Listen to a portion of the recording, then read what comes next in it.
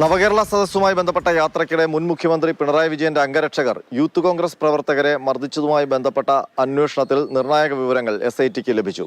ഈ കേസുമായി ബന്ധപ്പെട്ട ആദ്യ അന്വേഷണത്തിന്റെ റിപ്പോർട്ട് അട്ടിമറിച്ചു എന്നാണ് വിവരം. അതിന് ഉന്നതതല ഇടപെടലുണ്ടായി എന്നാണ് SITക്ക് ലഭിച്ചിരിക്കുന്ന വിവരം. ഇതിന്റെ അടിസ്ഥാനത്തിൽ ഉന്നതതല ഇടപെടൽ സംബന്ധിച്ച് വിശദമായ അന്വേഷണത്തിനൊരുങ്ങുകയാണ് SIT. ഈ കേസ് ആദ്യം അന്വേഷിച്ചത് ആലപ്പുഴ ഡിവൈഎസ്പി ആയിരുന്ന സുനിൽരാജാണ്. സുനിൽരാജിന്റെ ആദ്യ റിപ്പോർട്ടിൽ ഈ മർദ്ദനത്തിന്റെ ദൃശ്യങ്ങൾ കണ്ടുവെന്നും അത് ഡ്യൂട്ടിക്കിടയിൽ സംഭവിച്ച മർദ്ദനമാണ് എന്നുമായിരുന്നു ഉണ്ടായിരുന്നത്. എന്നാൽ അതിനുശേഷം സുനിൽരാജിനെ 2 തവണ അന്നത്തെ ക്രമസമാധാന ചുമതലയുള്ള ADGPയുടെ ഓഫീസിലേക്ക് വിളിച്ചു വരുത്തി. അതിനുശേഷം നൽകിയ റിപ്പോർട്ടിലാണ് ഈ ദൃശ്യങ്ങൾ കണ്ടിട്ടില്ലെന്നും ആരോപണ വിധേയർക്ക് അനുകൂലമായ രീതിയിലുള്ള നിലപാട് എടുത്തതും. അപ്പോൾ അതിനു പിന്നിൽ ഉന്നതതല ഇടപെടൽ ഉണ്ട് എന്നുള്ള നിഗമനത്തിലേക്കാണ് SIT എത്തിയിരിക്കുന്നത്. മാത്രമല്ല, ഈ കേസ് അട്ടിമറിച്ചതാണെന്ന് ഇതിനകം ലഭിച്ച മൊഴികളിൽ നിന്ന് SITക്ക് വ്യക്തമായിട്ടുണ്ട്.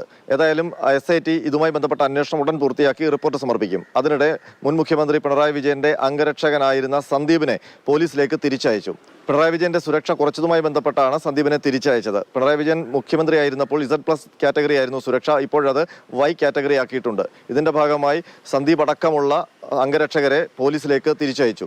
യൂത്ത് കോൺഗ്രസ് പ്രവർത്തകരെ മർദ്ദിച്ച കേസിൽ ഗൺമാൻ അനിൽകുമാറിന് പുറമെ അംഗരക്ഷകൻ സന്ദീപും പ്രതിയാണ്. മാത്രമല്ല, UDFന് വലിയ ഭൂരിപക്ഷം കിട്ടിയപ്പോൾ യൂത്ത് കോൺഗ്രസ് ഹാൻഡിലുകളിൽ സന്ദീപിനെതിരെ വലിയ പ്രചരണം നടന്നിരുന്നു. ഇതുമായി ബന്ധപ്പെട്ട് സന്ദീപ് കേസും നൽകിയിരുന്നു.